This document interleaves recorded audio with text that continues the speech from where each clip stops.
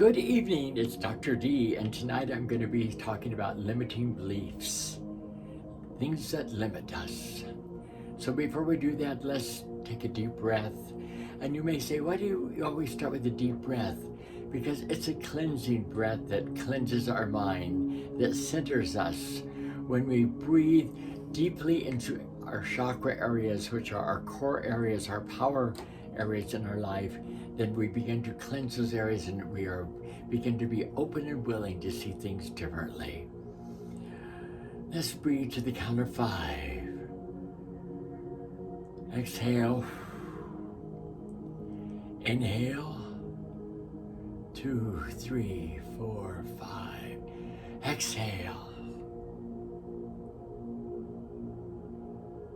And inhale. Limiting beliefs. What are limiting beliefs? Limiting beliefs are a state of mind or a belief about ourselves that restricts us. These beliefs are false accusations about ourselves that cause us to have a number of negative results. For instance, if my limiting belief right now was that I'm a bad inspirational speaker, then I'm likely to stop these programs. I'm likely to not accept any opportunities to share any knowledge that I have with any group. I tell myself, you'll never be a great leader. You'll never be a great leader because you lack the confidence. And how are these limiting beliefs? What are they caused by? What are the factors that stem from them? They are in our brain as a desire to protect us from pain. Pain in the future, let's say. There are triggers that trigger these limited beliefs, and they're fear. They're the imposter syndrome. They're past experiences, they're negative past, they're things that have happened in the childhood. Now, I remember before I started school, when I had quit speaking by that time because of all the abuse that had happened in my life, and this family found me in the trailer that I was living in.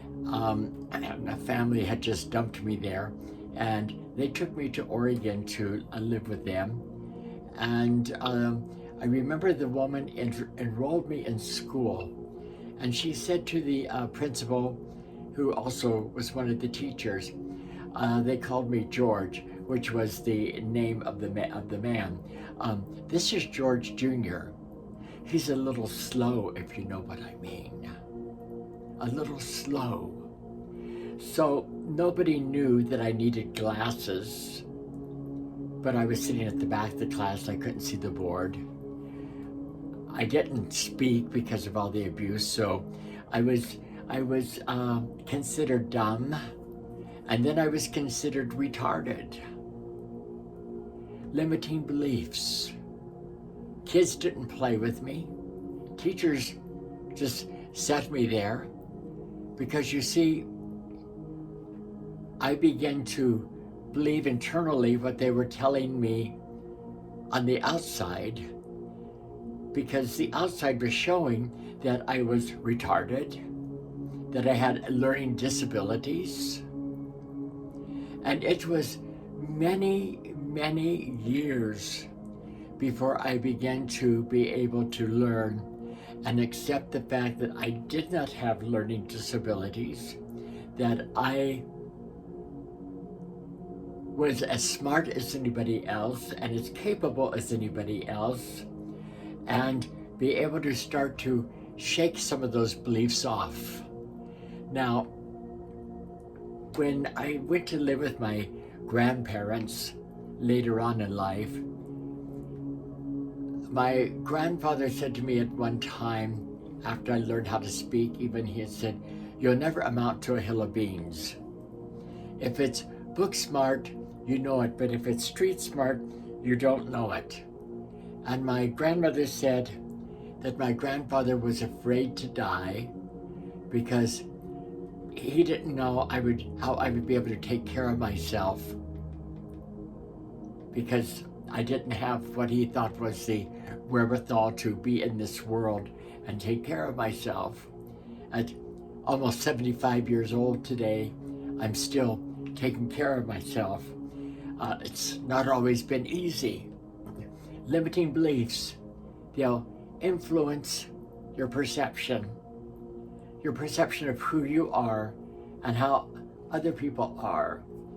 They'll define you as what is good or what is bad, what is true, what is real, and what is possible. Now, many times when I speak, you'll hear me say that impossible simply means I'm possible. There have been times that I've had to write I'm possible all around where I was living to remind myself that I'm possible, because there are times that my limiting beliefs said, no, it's impossible, you can't do this.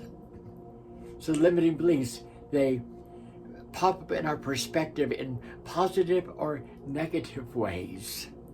They direct or they limit the actions that we take.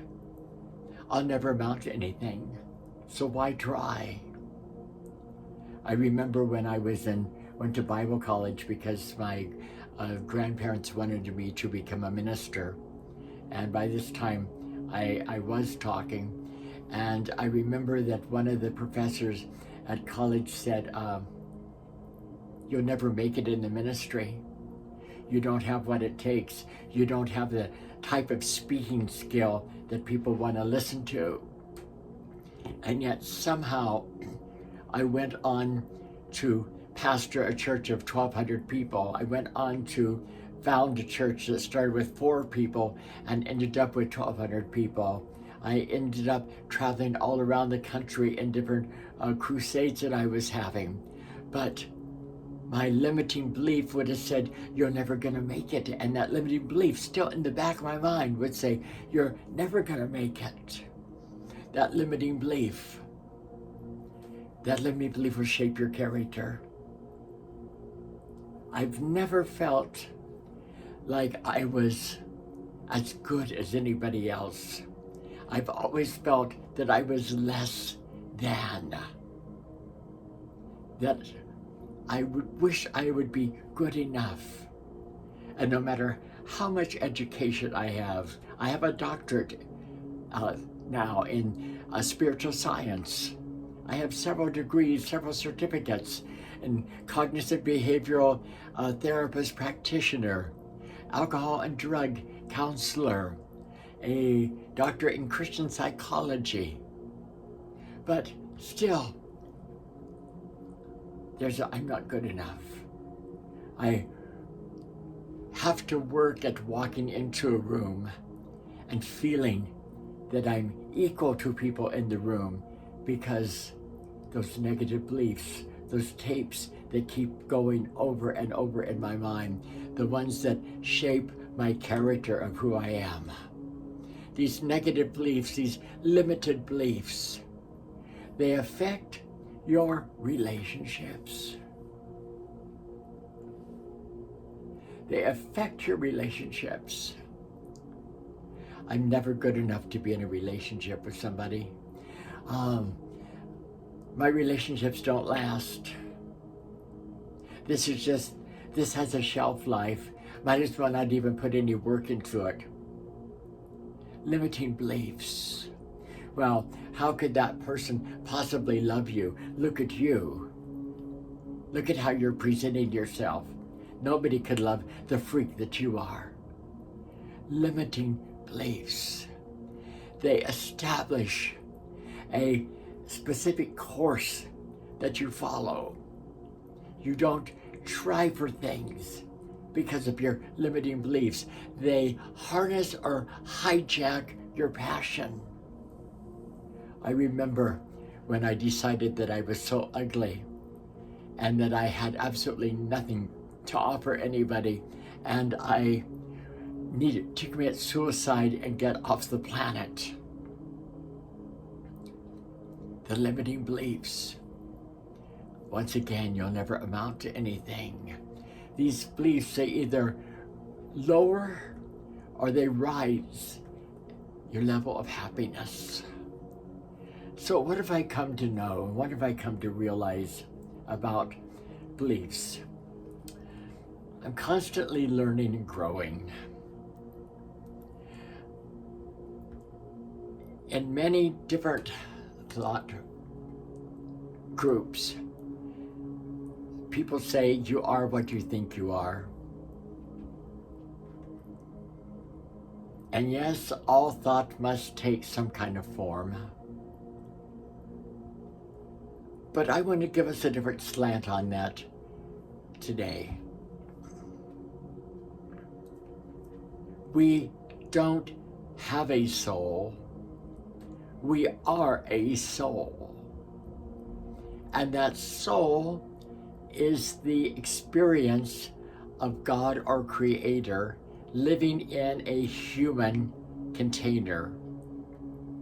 And when you look in the mirror, behind the eyeballs is where you live and where your soul lives.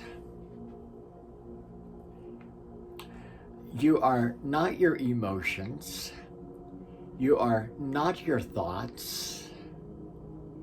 However, when your mind begins to think certain thoughts and you see them out here and you begin to entertain those thoughts and they begin to run over and over and over in your mind, in your soul, then they begin to take deep root inside of you and your actions begin to act upon whatever those thoughts are, positive or negative.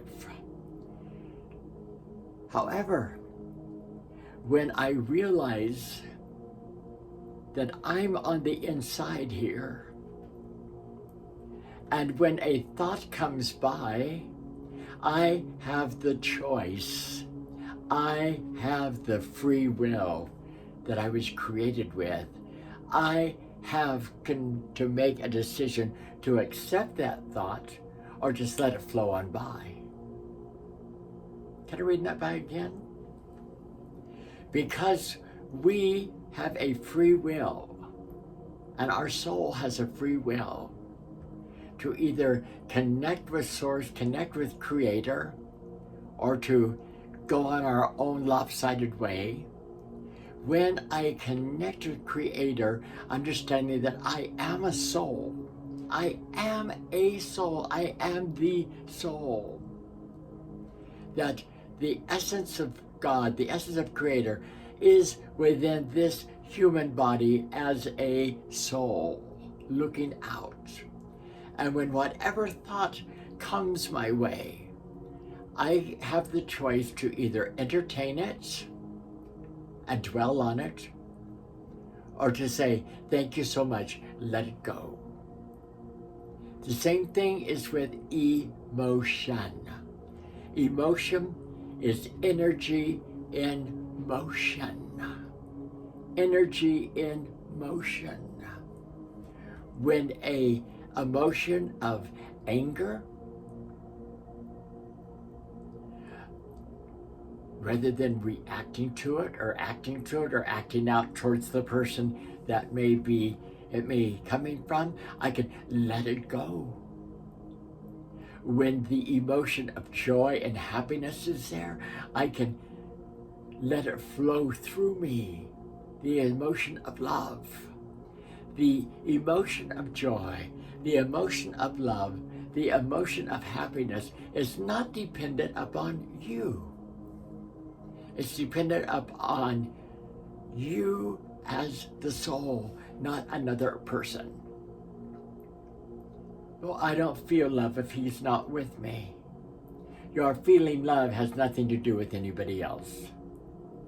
Your feeling in love has to do with that love flowing into you and you recognizing who you are, a child of God, a co-creator with the universe, and accepting that in your perfection because God sees you as perfect. And you begin to see yourself the way God sees you, and you begin to see that you are love. Often I've said this, and I hear other teachers say this, the two most important words that we speak are I am, and then what happens after I am? Remember Moses and the burning bush, or God as a burning bush?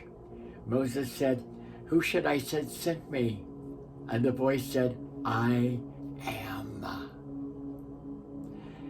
I am is the deity within you. I am is the creator in you. I am is the source in you. You and the I am are connected together as one. It's like the big, great I am is the ocean. And that great big I am flows into the river, the smaller I am that lives between these eyes. That I am that never dies. When the body leaves, that I am is still there, creating and going in whatever form it does. So I am love. I am joy. I am happiness. I am faith. I am strong. I am peace. I am exciting. I am happy. And when we begin to let go of those limited beliefs that, well, I'm not like my brother, I'm not like my sister. Unfair comparisons to other people will lead you into limiting beliefs. I'm not as good a speaker as they are. I don't know how to do this technical thing as good as so-and-so, so I'm not even going to try. Limiting beliefs. So can I ask you, what's limiting your belief from being all that you can be tonight? What's limiting the belief that you can do all and share your gift? We all come to this planet with a gift. We all come to this planet with a talent. The thing is, when we get to this planet, we get it beat out of us. Don Miguel Ruiz says, when we come here, we get domesticated. You come here as a baby, and you smile and you light up the world. And pretty soon, before you know it, we're told you have to act a certain way and be a certain way. That innocence is beat out of us. You have to believe this limiting belief. The hardest thing in my life has been to unlearn the beliefs that I thought were true and be able to connect with the God of my understanding, with the God that is love, with the God that is forgiveness, with the God that is about creating all that is good in my life. And God said, let there be, and it was good. So whatever you're telling yourself, God sees you as good. You know that limiting belief that you have a habit that I'm never going to be able to break this. I'm never going to be able to be anything but this. I'm never going to be anything but an addict. Then you're looking with your soul at that and accepting that as who you are. I want to tell you something. If you're watching this and you're addicted to drugs or something like that, you are so much more than that addiction. You are so much more than that failure. You know what a failure is? A beginning place, this time a little bit wiser than you were before. Time to pick yourself up, dust yourself off, and begin to look at yourself in the mirror and say, come on, baby. Where do we go from this point forward? because I'm on board. I'm on the winning team. And until next week, this is Dr. D saying, let go of the limiting beliefs and begin to believe in who you really are and who the God, the source of the universe is, and the love that you feel coming from your toes all the way up through you today. I'll see you next week.